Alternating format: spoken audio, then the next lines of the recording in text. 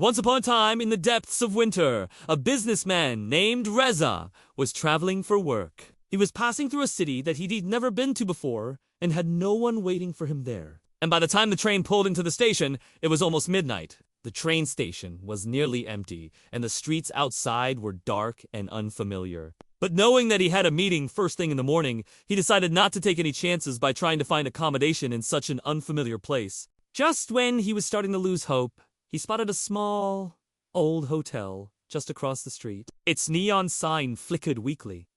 Moonlight Inn. Spotting no other cars around, Reza carefully crossed the street and walked up to the old wooden door. Taking a deep breath, he knocked. A moment later, the door swung open, and he stepped inside. The interior of the inn was dimly lit, but enough light filtered in from the windows to see that the lobby was sparsely furnished. All he could see was a dusty front desk against the far wall and an old armchair near the entrance. And then behind the counter sat a woman. She was dressed in an outdated uniform, but her smile was polite as she looked at him over her reading glasses.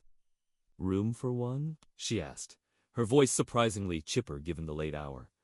Reza nodded. She slid an old brass key across the counter. The key tag read, "Room 27.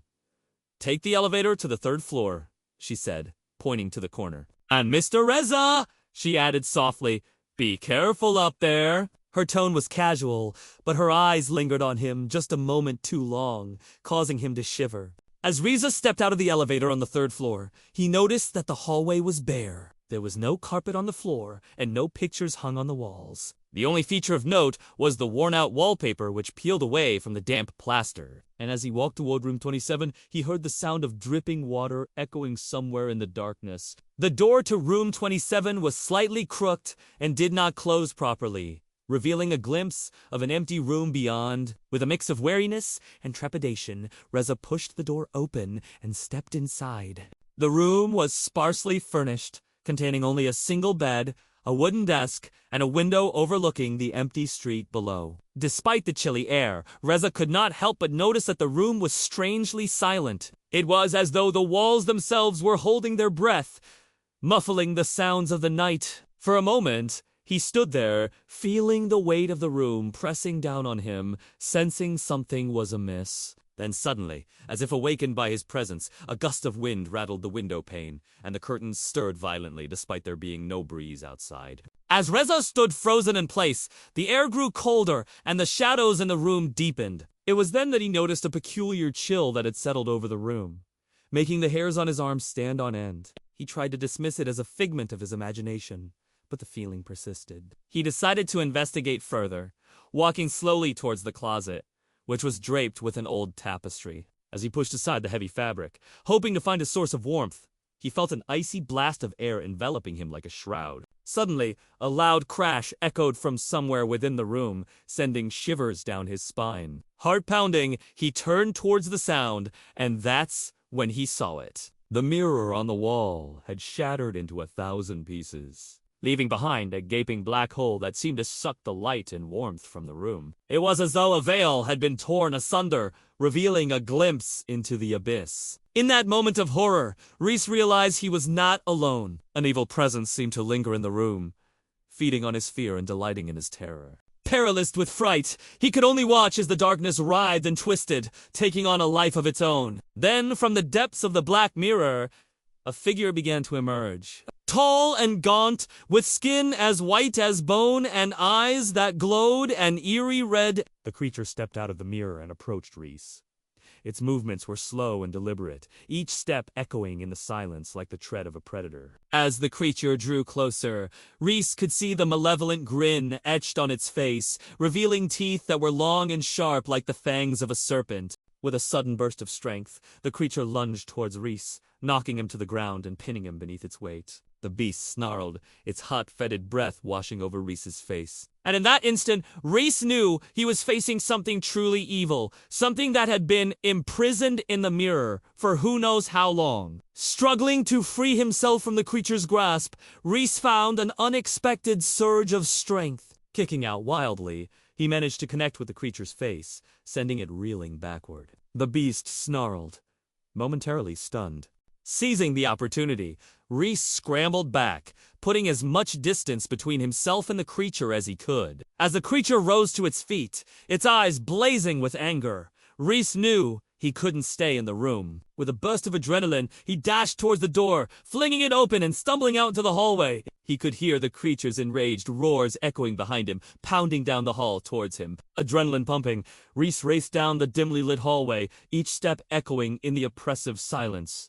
He could feel the creature's hot breath on his neck, its guttural growls sending chills down his spine. The sound of heavy footsteps pounded relentlessly behind him, urging him to go faster.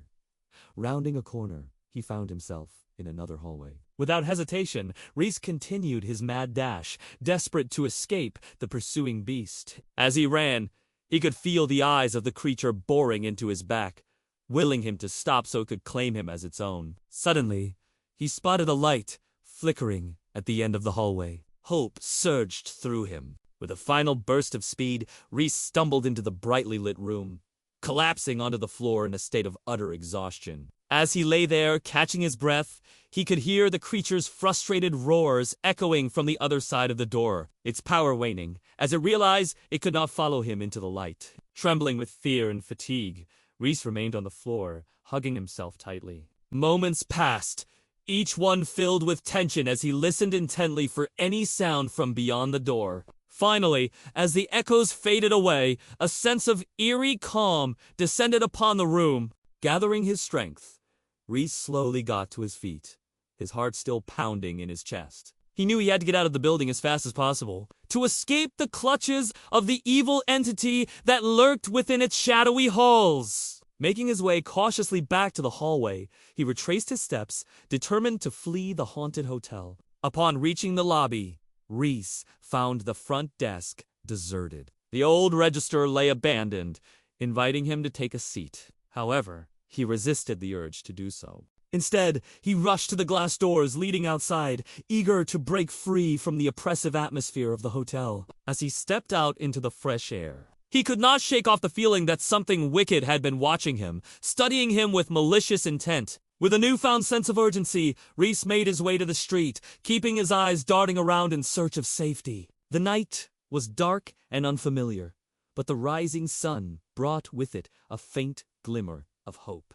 And as the first rays of light touched the horizon, Reese stumbled upon another hotel, a beacon of safety in the darkness. Bursting through the doors, he rushed to the front desk, gasping for breath, his clothes torn and his face pale with terror. As he recounted his horrifying tale to the astonished clerk, the full weight of his ordeal crashed down upon him. Trapped in a nightmare, he had stared into the abyss and survived. The tale of Reese serves as a haunting reminder that some places hold on to their past, both good and bad, refusing to let go. The Moonlight Inn, once a symbol of comfort and refuge, had become a prison for the damned, forever trapped within its cursed walls. But why? Why would a place like this exist? What terrible secrets lie hidden within those old, creaking buildings? And is there a way to break the curse before more innocent souls are lost to the darkness? These questions echo in the silence left behind by the vanishing of the Moonlight Inn, inviting us to confront our deepest fears and explore the unseen forces that shape our world. So what do you think? Do you believe in ghosts? Have you ever experienced anything paranormal? Share your thoughts in the comments. If you enjoyed this story, please hit the like button and share it with your friends. Your support means everything to us. Thanks for watching, and we'll see you next time.